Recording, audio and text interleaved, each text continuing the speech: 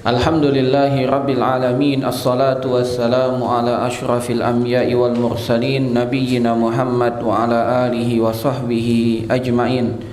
Allahumma inna nas'aluka ilman nafi'an wa rizqan tayyiban wa amalan mutaqabbala. Allahumma arinal haqqa haqqa warzuqna ittiba'ah wa arinal batila batila warzuqna ijtinabah. Jamaah kaum muslimin rahimani wa rahimakumullah, bapak-bapak dan para ikhwan yang semoga senantiasa diberkahi oleh Allah Subhanahu wa taala. Alhamdulillah, marilah kita panjatkan segala puja dan puji syukur kepada Allah Subhanahu wa taala atas segala limpahan nikmat yang Allah Subhanahu wa taala berikan kepada kita. Semoga dengan kita bersyukur, Allah Subhanahu wa taala berkenan untuk menambah nikmat kepada kita. Demikian juga marilah kita panjatkan segala salawat dan salam kepada Nabi kita, Nabi besar Muhammad sallallahu alaihi wasallam. Semoga salawat dan salam juga tercurah limpahkan kepada keluarga, sahabat dan pengikut beliau yang mengikuti dengan benar sampai hari kiamat.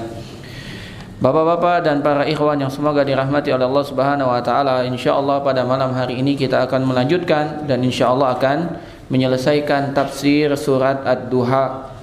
Namun sebelum kita melanjutkan tafsir, kita baca kembali surat ini. Semoga Allah Subhanahu wa taala memberkahi bacaan kita dan menjadikan kita orang-orang yang diberkahi dengan Al-Qur'an. Ana membaca, kemudian silakan dapat diikuti. A'udzu billahi minasy syaithanir rajim.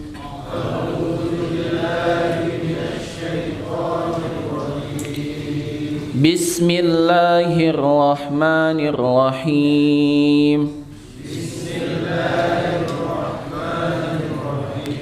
Wadduha Wallaili idza saja Ma wadda'aka rabbuka wa ma qala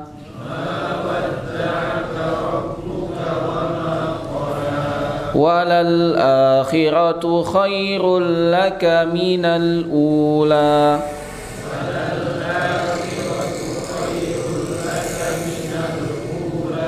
Wala sawfa yu'tika rabbuka fatarda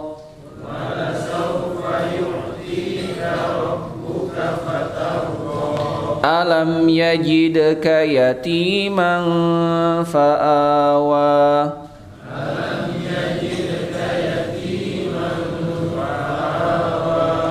Wa wajadaka dhallan fahada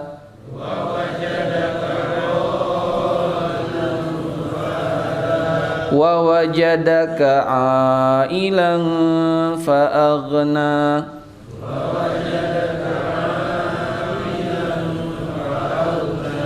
Fa ammal yatima fala taqhar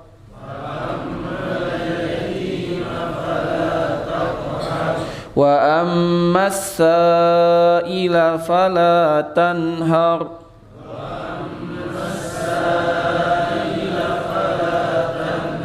Wa amma bi ni'mati rabbika fahaddits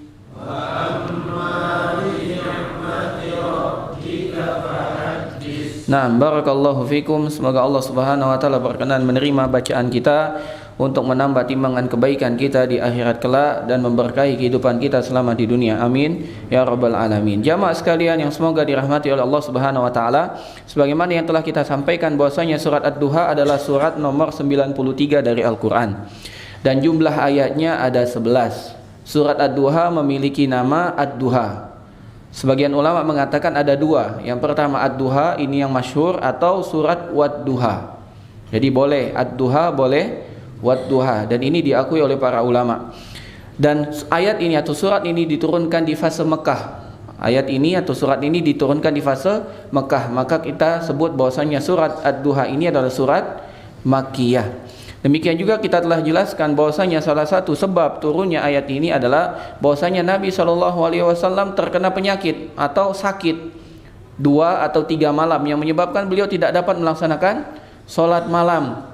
Kemudian datanglah seorang wanita, Ummu Jamil, istri dari Abu Lahab, datang untuk melihat beliau, bukan untuk menyemangati agar cepat sembuh. Bahkan dia mengatakan, apa katanya? Beliau mengatakan, ya Muhammad, inni la arju an yakuna syaitanuka qad tarakak.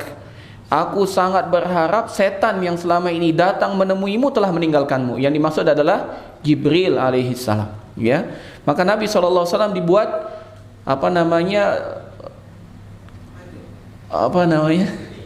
bersedih, ya.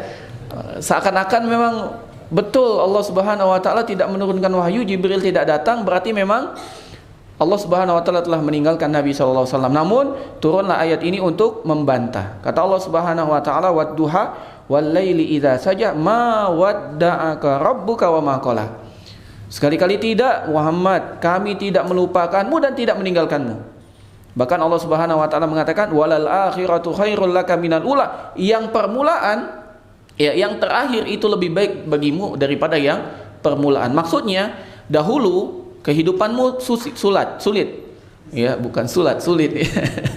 Kehidupanmu sulit, namun insya Allah engkau akan dapati bahwasanya kehidupanmu sekarang jauh lebih baik daripada yang masa lalu. Jadi jangan pernah engkau merasa bahwasanya kami meninggalkanmu atau melupakanmu atau membencimu, wahai Muhammad. Demikian juga kita telah jelaskan bahwasanya makna wadduha dikatakan oleh para ulama adalah waktu duha. Sebagian lain mengatakan siang semuanya, ya, sama seperti al-lail siang, an-nahar siang, ya, wadduha wal laili idza saja. Bahwasanya waktu duha itu adalah waktu di mana dimulainya ibadah, ya, waktu dimulainya ibadah. Setelah ibadah terlarang, setelah kita melaksanakan salat subuh, maka kita tidak boleh beribadah sampai terbit matahari. Nah, waktu duha yang pertama kita boleh ibadah dengan salat isyraq yang kita lakukan atau salat duha di awal waktunya. Maka Allah Subhanahu wa taala mengingatkan wadduha. Inilah waktu ibadah, jangan sampai terluput. Walaupun hanya 2 rakaat, laksanakan ibadah kepada Allah Subhanahu wa taala. Demikian juga Allah Subhanahu wa taala mengatakan wal laili, demi malam. Idza saja, ketika malamnya telah menyelimuti, telah datang, telah sunyi, ya. Demikian juga kata para ulama, maksudnya adalah di sebagian malam gunakanlah untuk beribadah kepada Allah walaupun hanya 1 rakaat. Nah, demikian jamaah sekalian rahimani wa rahimakumullah. Kemudian disampaikan oleh para ulama yang lain bahwasanya ada faedah yang lain ketika Allah Subhanahu wa taala mengatakan wadduha wal laili idza saja. Allah Subhanahu wa taala bersumpah dengan wadduha, demi waktu duha, wal lail, demi waktu malam. Ini menunjukkan bahwasanya waktu duha itu adalah waktu siang. Waktu siang itu terang. Sedangkan waktu malam itu adalah gelap. Kata Allah Subhanahu wa taala, "Wal laili idza saja." Ketika malam telah sunyi, gelap, bukan hanya gelap namun telah sunyi. Inilah sejatinya posisi antara orang yang beriman dengan orang kafir. Orang yang beriman seakan-akan dia seperti siang, terang benderang. Sedangkan orang kafir seperti dalam kegelapan malam yang gelap gulita lagi sunyi. Dan ini sesuai dengan firman Allah Subhanahu wa taala yang menunjukkan bahwasanya manusia harus banyak berfikir tentang ayat-ayat kebesaran Allah, tanda-tanda kebesaran Allah. Kata Allah Subhanahu wa taala di dalam surat Az-Zariyat ayat 21, "Wa fi anfusikum afala tubsirun," dan pada diri-diri kalian sendiri tidakkah kalian memperhatikannya? Demikian juga Allah Subhanahu wa taala berfirman, "Wa min ayatihi al-lailu wan-nahar wasyamsu wal-qamar." Dan dari tanda-tanda kebesaran Allah adanya malam, adanya siang, adanya matahari, adanya bulan. Jadi seakan-akan Allah Subhanahu wa taala mengatakan wadduha, demi waktu duha. Coba perhatikan, terang benderang. Kalian tidak butuh pencahayaan, tidak butuh penerangan. Terang sekali. Beginilah gambaran bagi orang yang beriman. Mereka tahu yang batil itu batil, yang hak itu hak, yang hak harus diikuti, yang batil harus dijauhi. Ini orang yang beriman. Adapun malam itu sebagaimana orang kafir. Zulumatun ba'duha fawqa ba'd, kegelapan di atas kegelapan. Dan ini sebagaimana yang Allah Subhanahu wa taala firmankan di dalam surat Az-Zumar ayat 22. Kata Allah Subhanahu wa taala, "Afaman syarahallahu sadrahu lil islami fahuwa ala nurim mir rabbih fawailul lil qasiyati qulubuhum min dzikrillahi ulaika fi dhalalim mubin." Kata Allah Subhanahu wa taala, maka apakah orang-orang yang dibukakan hatinya oleh Allah untuk menerima agama Islam lalu dia mendapat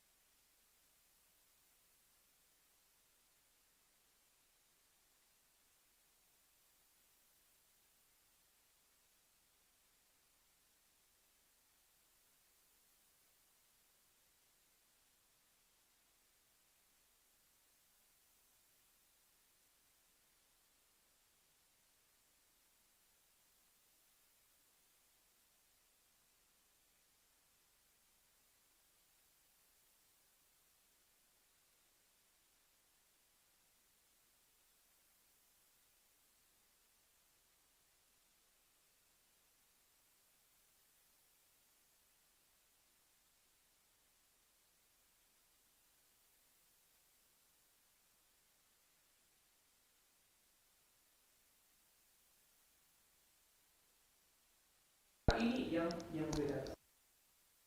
Kalian jangan bersedih kalau seandainya tidak memiliki harta yang baik.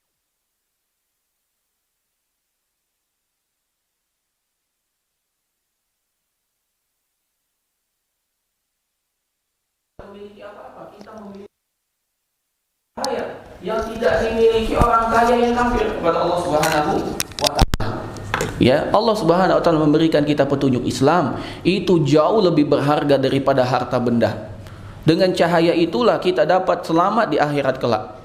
Sebagaimana yang Allah Subhanahu wa taala firmankan di dalam surat Al-Hadid, ya, bahwasanya orang-orang yang beriman diberikan cahaya, sedangkan orang-orang kafir tidak diberikan cahaya. Dan terjadi pembatas antara mereka. Ya, orang mukmin dapat melewati jembatan Sirat, orang-orang kafir tidak melewati jembatan Sirat, langsung tercebur di dalam api neraka. Dengan apa? Dengan cahaya. Maka walaupun kita susah makannya, mungkin ada sebagian kita mengatakan Allah Subhanahu wa taala telah meninggalkan kita. Allah lupa dengan kita, Allah tidak memperhatikan kita. Allah bantah, ma wadda'aka rabbuka wa ma qala. Sekali-sekali Tuhanmu tidak melupakanmu dan tidak membencimu.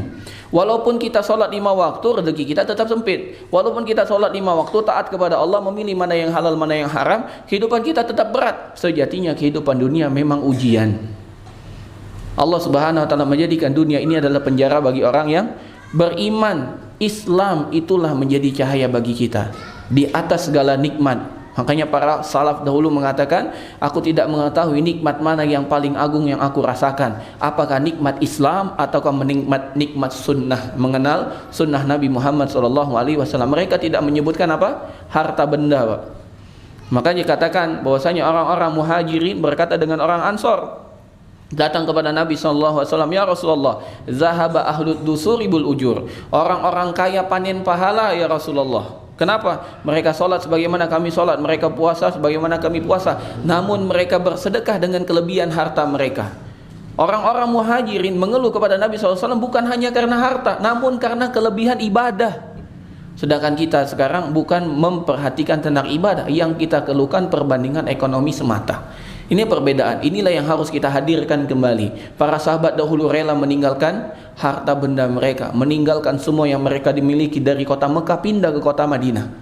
Demi apa? Demi menyelamatkan Islam, karena mereka tahu Islam inilah yang akan menyelamatkan mereka di kehidupan yang nyata, yaitu kehidupan akhirat. Dan Allah Subhanahu wa taala mengatakan, walal akhiratu khairul laka minal ula, yang nanti jauh lebih baik daripada yang permulaan. Naam. Jamaah sekalian rahimani wa rahimakumullah, dan pembahasan kita terakhir pada ucapan walal akhiratu khairul laka minal ula. Walal akhiratu khairul laka minal ula, dan sungguh yang kemudian itu lebih baik bagimu daripada yang permulaan. Yang terakhir lebih baik darimu daripada yang permulaan. Kemudian datanglah sebagian orang mengatakan bahwasanya Nabi SAW lebih mulia di akhirnya daripada di awalnya. Yaitu, maka datanglah bisikan-bisikan dari setan. Kalau begitu Allah Subhanahu wa taala mewafatkan Nabi SAW, berarti Nabi itu adalah orang yang paling terbaik. Jadi kalau minta apa-apa datanglah kepada Nabi, mintalah kepada Nabi. Maka ini merupakan pemahaman yang keliru, pemahaman yang salah. Jadi walaupun Nabi SAW dikatakan oleh Allah walal akhiratu khairul laka minal ula, kedudukanmu di akhir lebih baik daripada kedudukan yang pertama, bukan berarti kita meminta kepada Nabi SAW setelah wafat beliau dengan tabarruk, ngalap berkah, minta kepada kuburan beliau, minta keberkahan dengan beliau, itu salah. Kenapa? Karena Nabi SAW tidak pernah mengajarkan itu kepada para sahabat, dan para sahabat yang mulia tidak pernah mengamalkan. Bahkan terbukti di zaman Umar Ibn Khattab terjadi paceklik. Paceklik, tidak turun hujan dalam waktu yang panjang. Maka Umar Ibn Khattab yang waktu itu menjadi pemimpin datang kepada Al-Abbas, pamannya Nabi Muhammad SAW. Tidak datang kepada Nabi, padahal Umar Ibn Khattab memimpin itu di kota Madinah, dan kuburan Nabi Muhammad SAW ada di mana, Pak? Di kota Madinah. Dan Umar Ibn Khattab tidak datang ke kuburan Nabi. Kalau seandainya meminta kepada kuburan itu disyariatkan, pastilah Umar minta kepada siapa? Kepada Nabi. Lebih mulia siapa? Paman Nabi atau Nabi? Nabi Muhammad SAW. Namun Umar Ibn Khattab tidak melakukannya. Bahkan Umar Ibn Khattab mengatakan, "Ya Allah, dahulu kami meminta hujan dengan doa nabimu.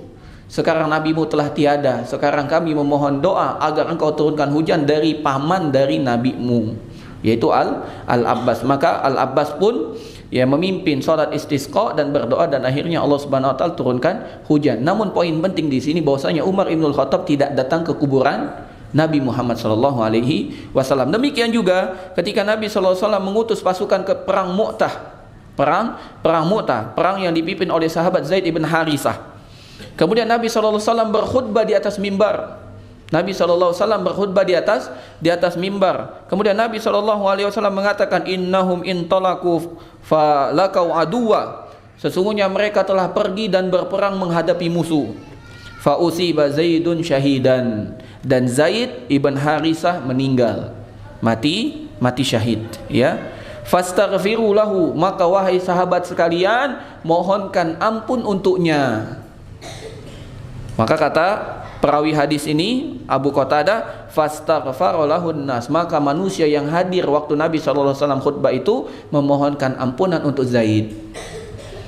Di sini kita tahu bahwasanya Nabi sallallahu alaihi wasallam tidak pernah mengatakan Zaid sudah mati syahid, ya sudah, tidak usah kita doakan, atau cukup saya saja yang mendoakan. Tidak, bahkan Nabi SAW memberikan penjelasan bahwasanya semua orang yang mati butuh doa dari orang yang hidup, bukan terbalik, bukan orang yang hidup meminta doa kepada orang yang mati. Bahkan orang yang mati membutuhkan doa dari orang yang hidup. Makanya ketika kita datang berziarah kubur atau ketika kita mengantar jenazah ke pemakaman, kita disyariatkan berdoa ketika masuk pengkuburan.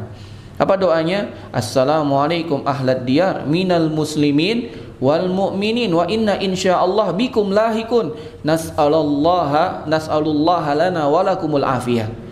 Kami memohon kepada Allah Subhanahu wa taala untuk kami dan untuk kalian keselamatan. Ya, bahkan ketika jenazah telah dimakamkan, ya, dan telah ditutup makamnya, maka kita disyariatkan untuk mendoakan jenazah yang telah dimakamkan itu dengan dua doa. Allahumma sabbithu, Allahumma arhamhu, Allahumma sabbithu. Ya Allah, rahmati dia, ya Allah, teguhkan ucapannya, karena sejatinya dia akan ditanya oleh malaikat. Jadi yang butuh doa orang yang hidup atau orang yang mati, Pak? Orang yang mati tidak bisa doa lagi. Orang yang hidup masih bisa doa, masih bisa doa. Namun setan berhasil menipu daya kita dan menjadikan kita yang hidup minta kepada orang yang mati, dan orang yang mati tidak bisa mendengar. Andai bisa mendengar, mereka tidak bisa berdoa lagi. Kenapa? Karena jatah doa mereka telah selesai. Kita yang masih hidup, yang masih diberikan kesempatan oleh Allah untuk berdoa. Naam, kita lanjutkan pada ayat yang kelima. Kata Allah Subhanahu wa taala, wala saufa yu'tika rabbuka fatarda, dan sungguh kelak Tuhanmu pasti memberikan karunia kepadamu sehingga engkau menjadi puas, sehingga Nabi sallallahu alaihi wasallam ridha. Atau Allah Subhanahu wa taala mengatakan, dan kami akan memberikanmu wahai Muhammad segala pemberian sampai engkau ridha. Muhammad, di awal engkau mengatakan atau engkau mengira kami telah melupakanmu dan membencimu. Tidak. Yang terakhir lebih baik daripada yang pertama. Bahkan kami akan selalu memberikan nikmat kepadamu sampai engkau puas. Makanya kata para ulama tafsir, sebagaimana dikatakan oleh Syekh Abdul Rahman bin Nasir As-Sa'di, ya, kami tidak tahu ayat mana yang paling membahagiakan untuk Nabi sallallahu alaihi wasallam, yang paling membahagiakan untuk kaum mukminin.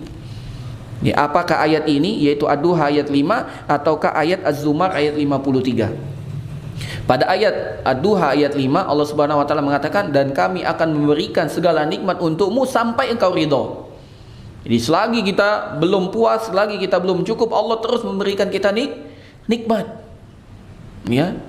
Demikian juga kata Syekh Abdul Rahman bin Nasir As-Sa'di, ataukah di dalam surat Az-Zumar ayat 53. Apa bunyinya? Allah Subhanahu wa taala berfirman, "Qul ya ibadiyalladzina asrafu ala anfusihim la taqnatu mir rahmatillah innallaha yaghfirudz dzunuba jami'a." Katakanlah wahai hamba-hambaku yang telah melampaui batas terhadap diri mereka sendiri, jangan putus asa dari rahmat Allah, sesungguhnya Allah mengampuni semua dosa.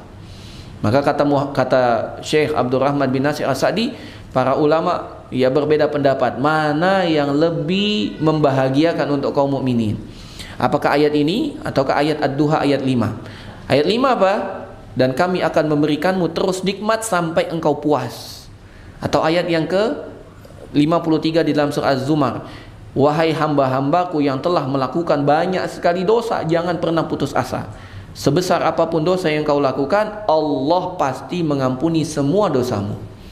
Dengan syarat apa? Bertaubat. Ya, kalau kita tidak bertaubat, ya tidak akan diampuni oleh Allah Subhanahu wa taala, apalagi itu dosa-dosa besar. Ini dijelaskan oleh para ulama bahwasanya dosa itu ada dua, ada dosa kecil, ada dosa besar. Dosa kecil dapat dihapuskan dengan amal-amal soleh, sedangkan dosa besar disyaratkan harus bertaubat, dan taubat itu ada 4 syaratnya. Yang pertama harus menyesal, yang kedua harus berhenti dari perbuatan tersebut, yang ketiga harus berniat sungguh-sungguh berazam tidak mengulanginya, yang keempat apabila berhubungan dengan manusia harus mengembalikan hak yang pernah kita ambil. Nah, jamaah sekalian rahimani wa rahimakumullah, dan ada kabar yang begitu gembira yang disampaikan oleh Nabi SAW terkait ayat ini.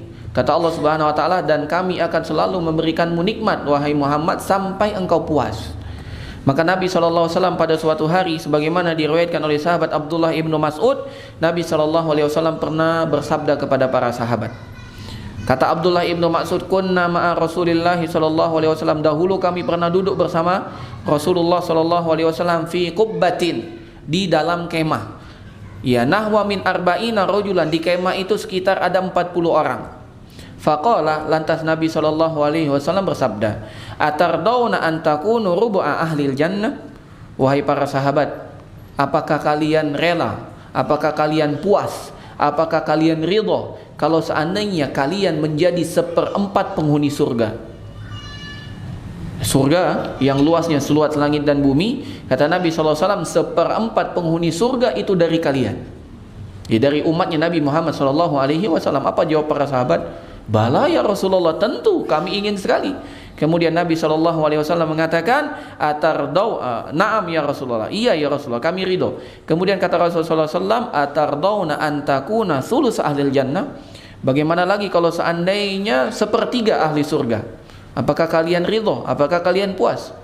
Tadi 1/4, sekarang 1/3, ridho enggak? Apa kata para sahabat? Na'am ya Rasulullah, tentu kami ridho. Maka Nabi SAW menutup pertanyaannya dan mengatakan, wallazi nafsi biyadih, demi zat yang jiwa Muhammad ada di tangannya, inni la arju an takunu nisfa ahlil jannah, aku betul-betul berharap Allah jadikan kalian setengah penghuni surga.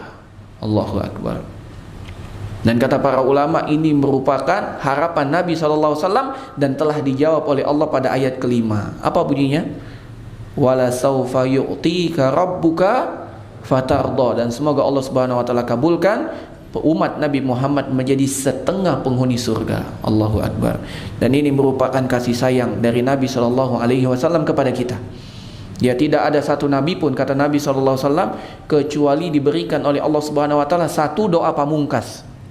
Satu doa pamungkas. Dan semua nabi telah memohonkan doa tersebut kepada Allah. Nabi Nuh telah memohonkan, Nabi Ibrahim telah memohonkan, Nabi Musa telah memohon, Nabi Isa telah memohon, semua nabi telah memohon kepada Allah, kecuali aku, kata Nabi SAW, iddakhartu li ummati yaumal qiyamah, aku simpan, sengaja aku tidak minta hal tersebut agar aku dapat memintanya nanti di hari kiamat. Subhanallah, betapa cinta dan sayangnya Rasul SAW kepada kita. Lantas pertanyaannya, kenapa kita tidak bangga menjadi umat beliau? Kenapa kita malu meneladani sunnah beliau? Kenapa kita tidak senang berpakaian sebagaimana pakaian beliau? Kenapa kita tidak senang solat sebagaimana solat beliau? Kenapa kita tidak merasa cukup dengan ibadah yang telah dicukupkan Allah kepada beliau? Ini sebuah pertanyaan. Padahal Nabi SAW begitu sayang dengan kita, begitu cinta dengan kita, memohon kepada Allah agar setengah penghuni surga adalah dari umat Nabi Muhammad SAW. Dan kita ketahui, Nabi yang wajib kita ketahui saja ada 25, dan setiap Nabi punya umat. Anggap 25, punya umat masing-masing. Setengah penghuni surga telah diborong oleh Nabi Muhammad SAW. Setengahnya berbagi umat-umat dari Nabi yang lain. Betapa kasih sayangnya Nabi SAW kepada kita. Belum lagi Nabi SAW punya doa yang mustajab tidak diberikan, tidak diminta oleh Nabi SAW di dunia, namun Nabi simpan agar Nabi bisa mintakan nanti di hari kiamat. Untuk siapa, Pak? Untuk kita. Ya, maka mari kita tumbuhkan kecintaan kita kepada Nabi SAW. Ya, kita cinta dengan sunnah beliau, kita ingin berjumpa dengan beliau, kita berusaha menerapkan sunnah beliau dalam kehidupan kita. Mulai dari yang sepele, mulai dari yang terkecil. Ya, jangan takut kita dihina manusia karena mengikuti Nabi, namun takutlah kita diridhoi oleh manusia, namun dibenci oleh Nabi kita Muhammad sallallahu alaihi wasallam. Naam. Kemudian jemaah sekalian rahimani wa rahimakumullah, kita lanjut pada ayat yang ke-6. Kata Allah Subhanahu wa taala, alam yajidka yatiman fa'awa. Alam yajidka yatiman fa'awa, dan ini merupakan penjelasan dari firman Allah di ayat yang keempat. Apa kata Allah Subhanahu wa taala di ayat yang keempat? Apa bunyi ayat yang keempat? Walal akhiratu khairul laka minal ula, yang terakhir lebih baik daripada yang permulaan. Apa buktinya? Alam yajidka yatiman fa'awa. Bukankah engkau dulu yatim, kemudian kami asuh engkau Muhammad? Ini bukti bahwasanya dahulu Nabi yatim, kemudian siapa yang mengasuhnya, siapa yang melindunginya? Allah Subhanahu wa taala. Ya, bahkan kita ketahui bersama bahwasanya Nabi SAW lahir dalam kondisi yatim. Sudah disebut yatim walaupun dia belum lahir. Belumlah lahir sudah yatim, Pak. Yatim yang sangat menyedihkan itu Nabi kita Muhammad SAW. Makanya kata Nabi, barang siapa yang mendapati musibah, maka hendaklah dia ingat dengan musibahku. Karena musibah Nabi SAW jauh lebih besar daripada musibah kita. Ketika kita bandingkan, kita siapa, Nabi siapa? Nabi itu adalah makhluk yang paling dicintai Allah. Kita siapa? Nabi saja diuji, ya pastilah kita juga diuji. Dan ujian kita tidak seberat dengan ujian Nabi SAW, dan pasti akan kita mampu untuk melewati ujian tersebut. Maka Nabi SAW dilahirkan dalam kondisi yatim. Kemudian Nabi SAW, ya Allah Subhanahu wa taala menjadikan Nabi SAW diasuh oleh Halimah As-Sa'diyah. Ya, kalau kita baca sirahnya bahwasanya wanita-wanita dari Bani Sa'ad itu selalu datang ke kota Mekah. Yang mana wanita-wanita Bani Sa'ad ini, Sa'diyah, Bani Sa'ad ini, mereka mengambil upah untuk menyusui anak-anak orang Mekah. Karena Mekah ini menjadi ibu kota. Semua orang datang, dari Syam datang, kemudian dari Yaman datang untuk jual beli, belum lagi untuk ibadah di Ka'bah, ya. Maka orang-orang datang. Nah, ketika ini sudah menjadi kota, pengaruhnya jelek bagi anak kecil, terutama dalam bahasa. Karena bahasa di kota berbeda dengan bahasa di desa. Coba dijawab, Pak. Bahasa orang Jawa di desa dengan bahasa orang Jawa di kota beda. Toto kromonya lebih terjaga di desa apa di kota? Di desa. Maka salah satu yang dilakukan oleh penduduk Mekah untuk menjaga keaslian bahasa Arab, mereka membiarkan atau mereka mengirim anak-anaknya untuk disusui di Bani Sa'ad. Maka ketika wanita-wanita Bani Sa'ad datang ke kota Mekah, maka mereka pun mendapat anak-anak yang memiliki orang tua yang kaya. Maka dapat satu, dapat dua, dapat tiga, dapat semua. Semua orang dari Bani Sa'ad telah mendapatkan bayi persusuan, jadi anak susunya, kecuali satu orang. Siapa? Halimah. Tidak ada yang tersisa dari bayi kecuali Muhammad. Kenapa Muhammad ini tidak pilih orang? Maka semua wanita dari Bani Sa'ad mengatakan, apa yang dapat kita harapkan dari seorang bayi yang bapaknya sudah mati? Maksudnya siapa? Kita dapat uang dari mana? Bapaknya saja sudah meninggal, begitu. Maka tidak ada yang mau mengambil Muhammad. Waktu itu belum menjadi nabi, masih bayi. Maka kata Halimah mengatakan kepada suaminya, wahai suamiku, daripada kita pulang ke Bani Sa'ad tidak membawa apa-apa, apa kata orang? Ya, maka kita ambil sajalah. Ya, daripada kita tidak mengambil. Ketika Halimah itu datang bersama suaminya, mereka naik unta, dan untanya itu penuh sangat kurus, sampai-sampai tidak mampu lagi menahan beban mereka. Maka mereka membawa untanya mereka itu jalan bareng-bareng. Maka ketika Nabi SAW digendong oleh Halimah, kemudian Halimah naik ke atas unta itu, tiba-tiba unta itu menjadi kuat. Yang awalnya kantung susu unta itu kempes, tiba-tiba kantung susunya itu menjadi penuh. Yang anaknya Halimah As-Sa'diyah nangis terus karena Halimah tidak punya lagi susu, diperahkan oleh suaminya susu tersebut, diminum sama Halimah, susunya jadi penuh. Dapat menyusui anak kandungnya Halimah dan menyusui Nabi SAW. Yang awalnya Halimah ini paling belakang, jadi wanita-wanita udah duluan semua dari Bani Sa'ad, kecuali Halimah. Kenapa paling belakang? Karena dia jalan kaki, untanya paling kurus, nggak bisa ngasih makan. Unta yang lain udah duluan Pak, semangat. Maka ketika pulang, yang awalnya paling belakang, dia orang paling pertama nyampe ke Bani Sa'ad. Mereka mengatakan ini merupakan pilihan yang tepat. Siapa? Nabi SAW. Siapa yang menjadikan Nabi SAW ketika diasuh oleh Halimah, Halimah mendapatkan keberkahan? Allah. Makanya Allah mengatakan alam yajidka yatiman fa'ahwa. Ini bukti. Walal akhiratu khairul laka minal ula. Belum lagi ketika itu selesai persusuan, Nabi SAW dikembalikan kepada ibunya umur 6 tahun. Nah, ibunya wafat, diasuh oleh siapa? Kakeknya, Pak. Kakeknya Nabi SAW begitu sayang dan cinta kepada Nabi SAW. Begitu kakeknya meninggal, diasuh oleh pamannya, dan pamannya itu banyak anak. Namun yang paling dicintai oleh pamannya bukan anaknya, namun Muhammad SAW. Siapa yang menjadikan pamannya lebih mencintai Muhammad daripada anaknya yang lain? Allah Subhanahu wa taala. Maka Allah mengingatkan Nabi, alam yajidka yatiman fa'awa. Jangan gubriskan ucapkan Ummu Jamil, istri dari Abu Lahab tersebut. Kenapa? Karena faktanya kalau engkau ingat-ingat dari nikmat yang kuberikan, engkau telah mendapatkan nikmat, dan kami tidak pernah lupa dengan engkau wahai Muhammad. Bahkan sejak engkau lahir kami tidak pernah lupa dengan engkau. Ini yang pertama. Yang kedua, kata Allah Subhanahu wa taala pada ayat ke-7, wa wajadaka dhallan fahada. Dan dia mendapatimu sebagai orang yang dol, tidak mengetahui, orang yang bingung, tidak tahu, lalu dia memberimu petunjuk wahai Muhammad. Dahulu Nabi SAW tidak mengerti bagaimana tata cara ibadah kepada Allah Subhanahu wa taala, tidak mengerti. Nabi SAW ingin sekali beribadah, namun Nabi SAW tidak tahu bagaimana caranya. Makanya Nabi SAW hubbiba ilaihi madza? At-tahannus. Makanya Nabi SAW ingin sekali ibadah namun tidak tahu. Akhirnya Nabi SAW datang ke Gua Hira untuk merenung. Ya, sampai datanglah al-haq, datanglah wahyu pertama itu. Ya, makanya Allah Subhanahu wa taala mengatakan wa wajadaka dhallan fahada. Kami dapati engkau tidak mengetahui, maka kami berikan petunjuk kepadamu. Dan ini sesuai dengan firman Allah di dalam surat Asy-Syura ayat ke-52.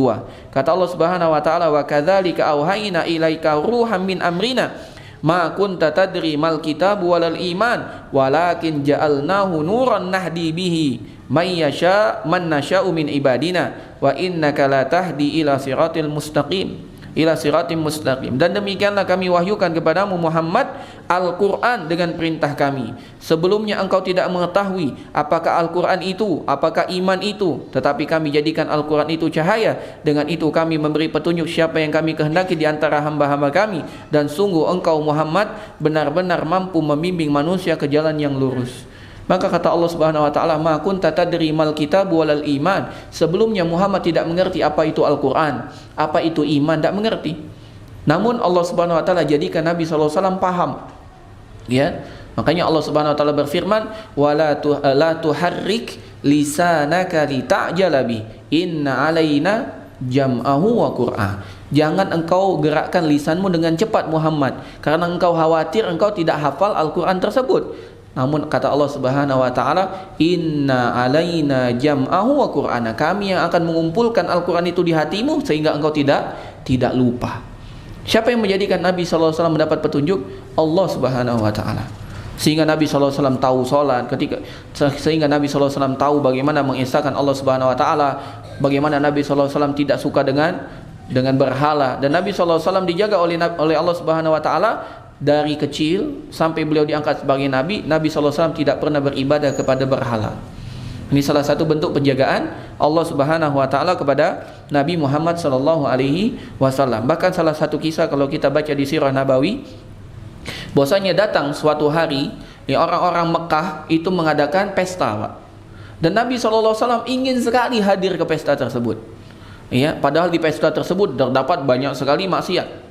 Maka Nabi SAW telah betul-betul ingin untuk datang ke pesta tersebut. Maka datanglah dia ke pesta tersebut. Di tengah jalan tiba-tiba Nabi tersandung dan pingsan.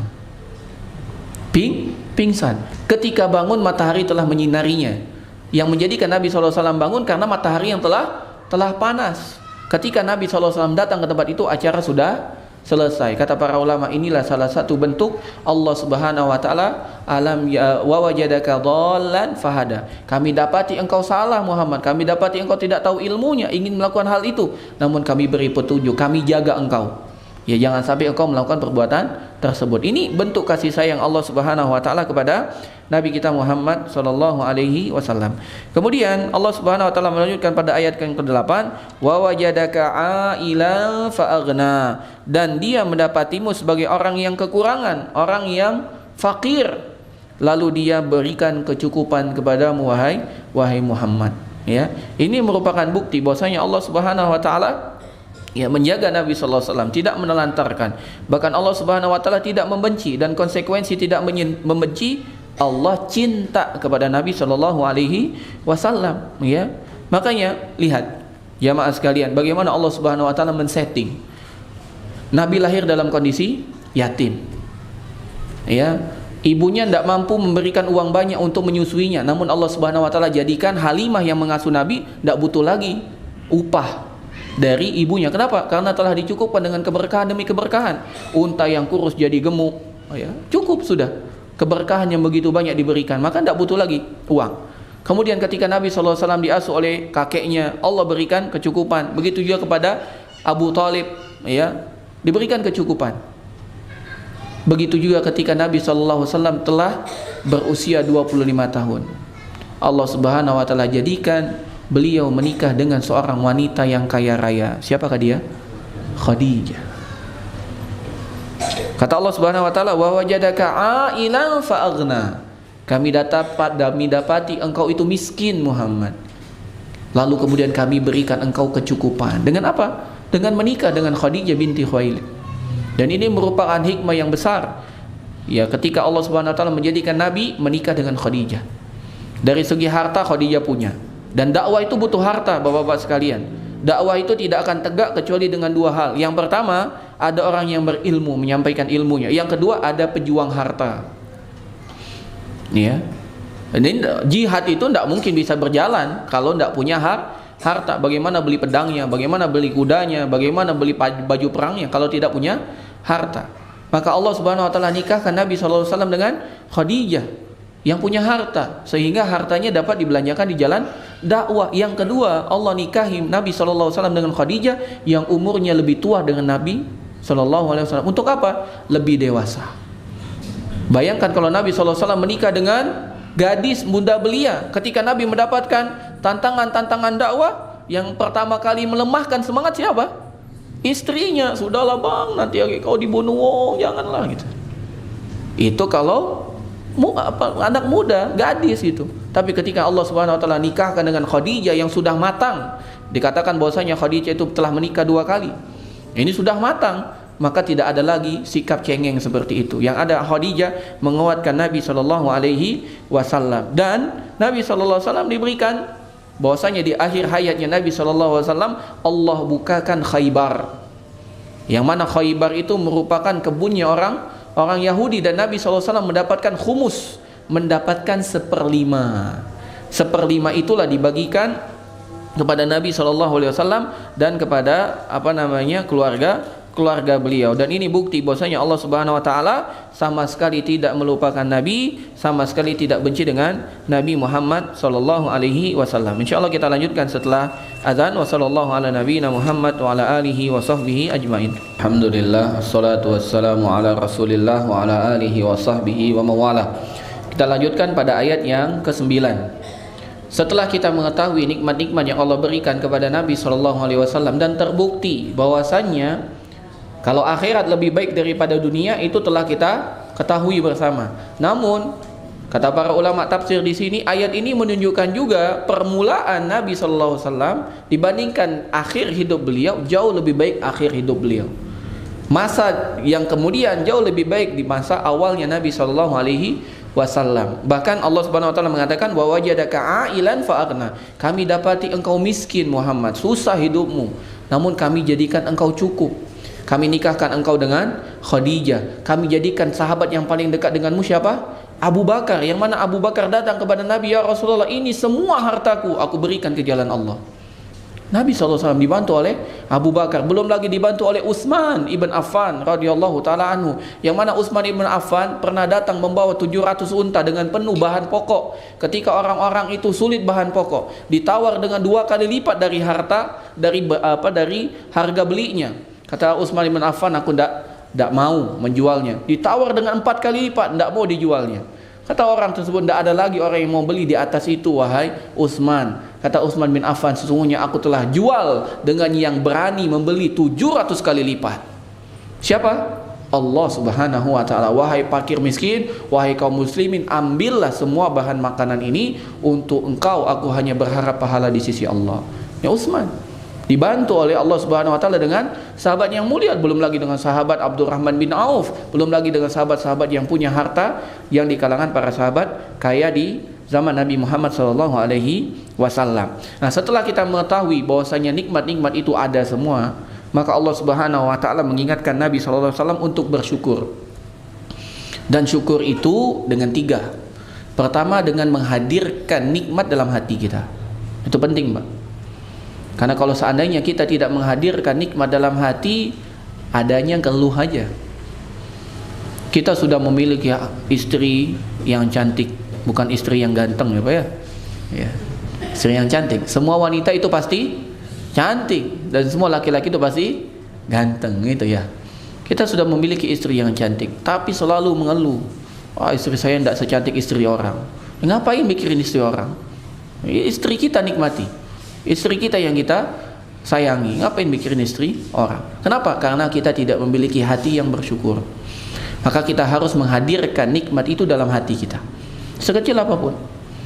Misalnya kita hari ini makan nasi dengan sambal dengan ikan asin, itu nikmat Pak. Betapa banyak orang menginginkan makan ikan asin Pak, namun tidak boleh. Kenapa? Hipertensi. Kita boleh gitu. Menghadirkan nikmat itu nikmat ya.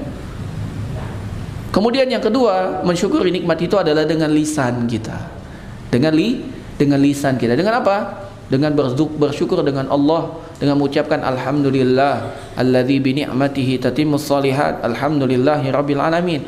Yang ketiga, dengan amal perbuatan kita. Nah, pada ayat yang ke-9 dan ke-10 Allah mengatakan kepada Nabi SAW, dengan nikmat yang engkau dapati semua wahai Muhammad, maka bersyukurlah dan buktikan syukurmu itu dengan amal perbuatan. Apa kata Allah? Pada ayat ke-9, fa'ammal yatima fala taqhar.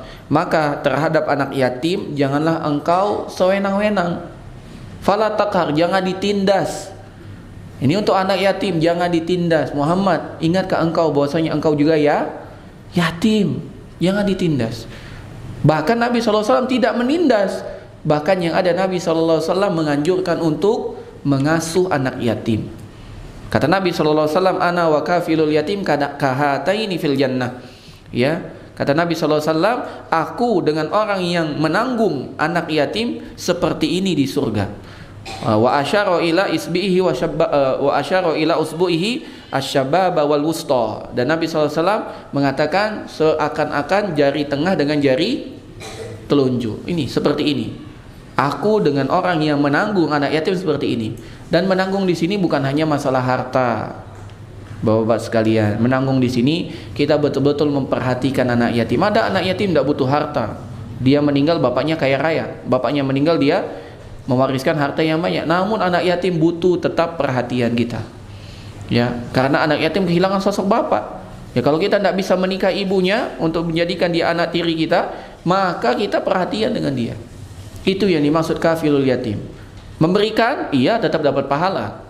Menyantuni anak yatim tetap dapat pahala. Namun menjadi kafil, penanggung anak yatim itu berbeda. Di atas bukan hanya sekedar memberikan nafkah, bukan hanya memberikan uang, tapi betul-betul memperhatikan anak yatim.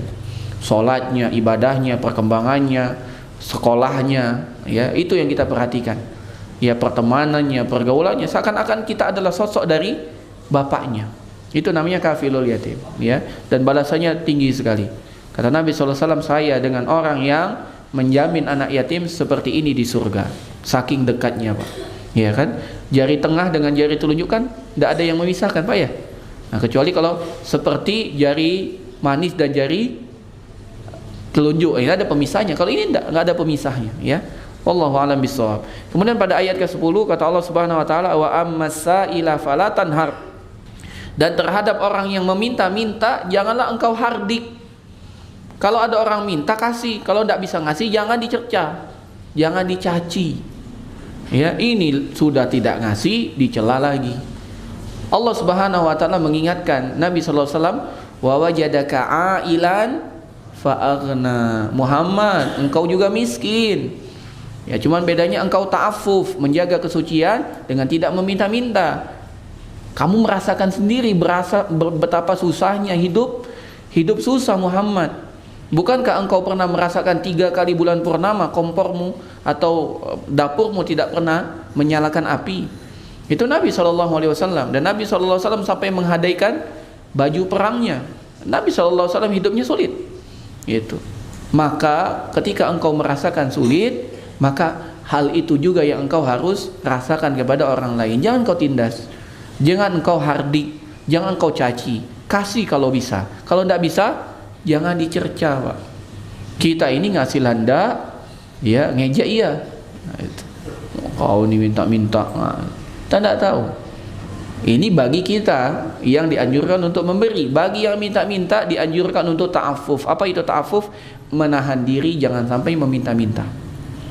Harusnya kita orang yang memiliki kelebihan perhatian, tanpa diminta harus ngasih. Gitu. Tanpa diminta harus dikasih. Dan itu salah satu manfaat kita sholat berjamaah. Itu salah satu manfaat kita hadir kajian, sehingga kita mengenal satu sama lain. Kenapa dia tidak hadir, ada masalah apa. Kalau dia sakit kita kunjungi, kalau dia kurang kita penuhi. Ini salah satu manfaat dari ibadah sholat berjamaah.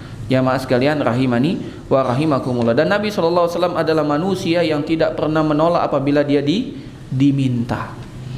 Pernah suatu ketika Nabi SAW melihat ada seorang yang menggunakan pakaian yang bagus. Pakaian yang bagus. Nabi SAW mengatakan pakaianmu bagus. Itu. Maka orang tersebut mengatakan, wah Nabi bilang bagus. Maka orang tersebut menghadiahkan kepada Nabi SAW pakaiannya. Dikasih ke Nabi SAW. Barulah Nabi pakai. Datang sahabat yang lain, ya Rasulullah itu pakaian bagus sekali, gitu. Maka Nabi langsung lepas, ini buatmu. Subhanallah. Padahal Nabi yang ngomong itu pakaianmu bagus. Sahabat itu melepas, dikasih ke Nabi. Pas Nabi pakai, ada sahabat lagi ngomong, ya Rasulullah pakaianmu bagus. Dilepas oleh Nabi, dikasih. Itu Nabi SAW.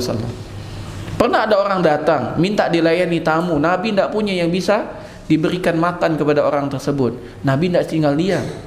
Andai kita tidak bisa memberi, minimal kita memberikan rekomendasi, Pak. Kita tidak bisa ngasih nih, karena kita tidak punya. Minimal kita bisa memberikan rekomendasi. Nabi mengatakan, siapa di antara kalian yang dapat menjamu tamu malam ini? Maka ngangkat tangan satu sahabat, ana ya Rasulullah.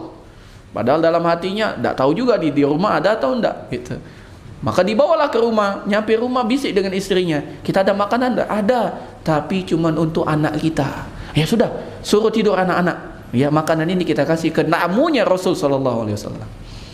Jadi kasih ke tamunya Rasul. Kata tamunya, wah saya enggak bisa makan kalau enggak makan bersama. Oh, kamu makan di sini, aku makan sama istri di belakang. Ya, maka seakan-akan dia makan tang ting gitu. Wah, udah makan nih, makan. Maka pagi-pagi Nabi SAW mengatakan, Tuhanmu sangat takjub dengan perbuatan salah satu hambanya. Apa ini? Dia rela makan, dia rela tidak makan demi tamunya Rasul SAW makan. Ini rekomendasi, Pak.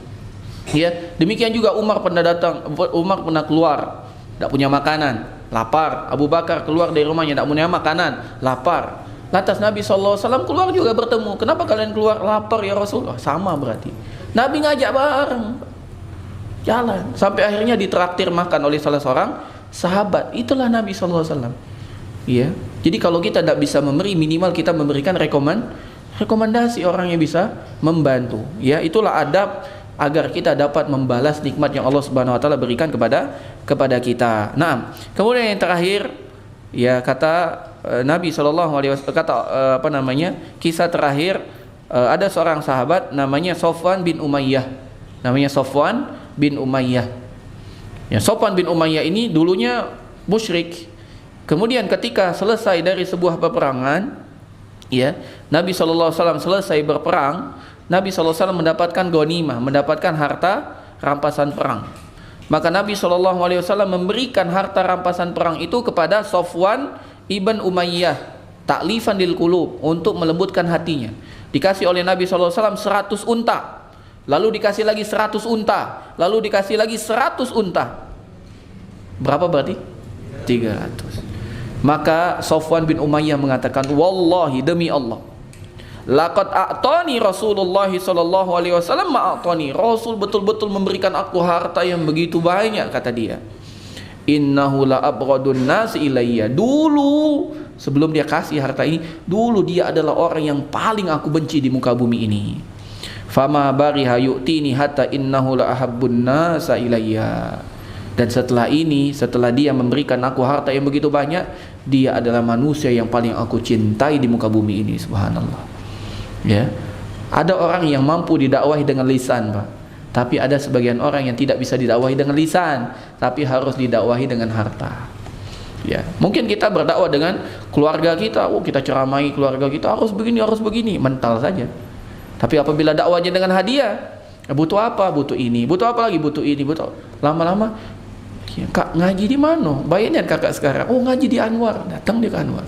Tapi kalau ayo kita ngaji, dia belum mendapatkan manfaatnya. Dan ada manusia seperti itu. Ada manusia seperti itu. Salah satunya Safwan bin Umayyah. Dikasih oleh Nabi SAW harta yang begitu banyak. Nah, ayat yang terakhir, kata Allah Subhanahu wa taala, wa amma bi ni'mati rabbika fahaddits. Wa amma bi ni'mati rabbika fahaddits. Dan terhadap nikmat Tuhanmu hendaklah engkau nyatakan. Jadi ada 3 cara bersyukur yang dijalankan oleh atau yang diperintahkan oleh Allah. Pertama, dengan menyantuni anak yatim, tidak menghardik dan mencelaknya. Kemudian dengan memberikan orang-orang miskin, ya, dengan tidak menghardiknya dan mencelaknya. Yang ketiga adalah dengan menunjukkan nikmat yang Allah berikan kepada kita. Menunjukkan nikmat yang Allah berikan kepada kita dengan 2 cara. Pertama, dengan menunjukkan nikmat tersebut, tunjukkan dengan apa yang bisa kita tunjukkan. Kalau Allah Subhanahu wa taala berikan kita harta, maka pilihlah pakaian yang layak. Ya, tidak harus mahal tapi layak. Ya, jangan hartanya banyak namun pakaiannya ya lusuh, compang-camping gitu. Tunjukkan. Atau yang kedua, dengan kita memperbincangkan nikmat tersebut. Maka di sini boleh menyebutkan nikmat bukan dalam rangka takabur, bukan dalam rangka sombong, bukan, tapi dalam rangka untuk menunjukkan nikmat Allah. Namun ikhwan sekalian, dalam menyebutkan nikmat-nikmat kita harus memperhatikan orangnya, karena tidak semua orang itu senang dengan kita. Ya, makanya kata para ulama, ada orang-orang yang apabila kita mendapatkan nikmat atau kita ditanya tentang nikmat, jawabannya global saja, jangan dirinci. Ay, lapang hidup kau sekarang. Ada orang yang cukup, iya alhamdulillah, cukuplah untuk makan sehari-hari gitu. Ada orang yang harus kita detailkan, ya, keluarga kita misalnya, ibu kita, agar dia senang. Kita jelaskan, alhamdulillah Bu, sekarang sudah gajilah sekian, alhamdulillah. Itu ada. Tapi ada juga orang yang tidak perlu tahu sedetail itu. Kenapa? Kalau kita kasih tahu, hasad dia. Baru begawi gajinya lebih besar dari aku. Nah, ini bahaya. Maka apabila kita mendapatkan, kita harus paham dengan orang-orang. Kalau orang yang kita belum kenal, kita tahu dianya mudah iri begitu, ya cukup kita berikan nikmat secara global, alhamdulillah. Tapi ada orang yang perlu kita ya jelaskan secara detail nikmat tersebut, maka kita jelaskan. Maka Nabi SAW pernah melihat ada seorang sahabat berpakaian yang tidak layak, pakaian tidak layak. Maka Nabi SAW mengatakan, ya fa idza ataqallahu malan falyura atharu ni'matillahi 'alaika wa karamati. Jika Allah memberikanmu harta, maka tunjukkanlah nikmat tersebut dengan pemberiannya kepadamu. Artinya pakai pakaian yang layak. Ya, pakai pakaian yang layak, ya. Maka di sini juga harus dibedakan antara kita menggunakan pakaian yang bagus dengan pakaian yang berlebihan. Pakaiannya bagus itu ada, Pak, ada taraf standarnya. Misalnya kemeja, berapa harga kemeja normal? 100.000 misalnya begitu. Tapi ada orang yang membelinya lebih dari itu. Beli berapa kemeja? 1,5 juta. Ini namanya taraf berlebih-lebihan. Ya, cukup kita 100.000 dan itu sudah bagus. Kenapa beli yang 2 juta, 1,5 juta? Belilah yang cukup saja. Ya, Peci misalnya, ada peci yang harganya 20.000, 50.000. Ini beli peci, berapa harga peci? 1,5 juta. Nah, ini berlebihan ini. Ya. Ini bukan untuk menunjukkan nikmat Allah kepada dia lagi, namun telah berlebih-lebihan. Dan kita dilarang di sana. Ya, sebagaimana disampaikan juga oleh Ustaz Hidayat, kalau kita cukup dengan motor misalnya, kendaraan yang kita gunakan sekarang misalnya, cukup. Ya, enggak perlu kita beli motor sport. Ya, MotoGP gitu. Mau pakai di mana? Ya itu. Cukup motor bebek, ya pakai motor bebek itu. Mau yang lebih besar lagi, yang yang gagah misalnya gitu, yang cukup karena badan kita besar, ya belilah yang itu, cukup. Jangan beli yang lebih daripada itu. Ya, motor superbike 1000 cc untuk apa? Gitu. Makanya dia juga bingung, ya. Itu namanya berlebihan. Maka kita diantara tidak meremehkan nikmat Allah, tidak juga berlebihan. Wallahu alam bisawab. Kemudian di sini dikatakan bahwasanya nikmat yang Allah Subhanahu wa taala berikan itu harus ditampakkan. Harus ditampakkan, harus diperbincangkan agar kita selalu ingat bahwasanya apa yang kita dapati itu adalah pemberian dari Allah, bukan kehebatan kita. Bukan kehebatan kita. Karena kalau kita lupa untuk menyebut bahwasanya ini milik Allah, ini dari Allah, maka dikhawatirkan kita terjatuh dengan ujub. Sebagaimana perkataan Qarun, innama utituhu ala ilmin indi. Semua kekayaan ini merupakan hasil kehebatanku. Nauzubillah. Dan betapa banyak manusia terjatuh dalam hal ini. Ketika dia telah sukses, lupa. Belum sukses, ingat bahwasanya dia adalah hamba Allah. Ketika sudah sukses, lupa. Ini yang harus kita waspadahi. Dan salah satu cara adalah dengan selalu melihat ke bawah, jangan lihat ke atas. Wah, kalau begitu Ustaz nyandung, Ustaz. Bukan, maksudnya lihat untuk masalah dunia dengan orang yang berada di bawah kita levelnya. Kita punya motor, lihat orang yang tidak punya motor. Kita tidak punya motor, lihat orang yang tidak punya kaki. Kita tidak punya kaki, lihat kepada orang yang sudah meninggal. Begitu terus. Gitu. Ya. Apalagi nikmat apa saja. Kita hari ini makan dengan nasi pakai kerupuk, lihat orang yang hanya makan nasi dengan garam. Orang yang makan nasi dengan garam, lihat dengan orang yang tidak bisa makan nasi. Orang yang tidak bisa makan nasi, lihat kepada orang yang sakit. Ya, mampu dia beli nasi, namun tidak boleh makan nasi. Bolehnya makan apa? Infus, Pak. Boleh tidak? Tidak boleh makan nasi, bolehnya makan infus. Maka kata Nabi SAW, unzuru ila man huwa asfala minkum, wala tanzuru ila man huwa fawqakum, fahuwa ajdaru alla tasdaru ni'matallahi alaikum. Selalu lihatlah kepada orang yang ada di bawah, jangan selalu lihat ke atas, karena hal itu lebih mudah untuk mensyukuri nikmat Allah atas kalian, yang Allah berikan kepada kalian. Maka terakhir dikatakan di sini, di dalam sebuah syair Arab, dikatakan idza ma kunta dza qalbin qanu'in wa anta fa anta wa malikud dunya sawa'u. Apa syair Arab mengatakan idza kunta dza qalbin qanu'in fa anta wa malikud dunya sawa'u. Kalau seandainya engkau memiliki hati yang qanaah, selalu bersyukur atas pemberian Allah, maka kedudukanmu dengan kedudukan raja dunia sama saja. Kita dengan raja dunia sama saja. Kapan? Saat kita ridho dengan pemberian yang Allah berikan kepada kita. Demikianlah tafsir ringkas surat Ad-Duha yang dapat disampaikan. Lebih dan kurang kami mohon maaf, kepada Allah kami mohon ampun. Kita cukupkan. Wassallallahu ala nabiyina Muhammad wa ala alihi wa sahbihi ajma'in. Nah.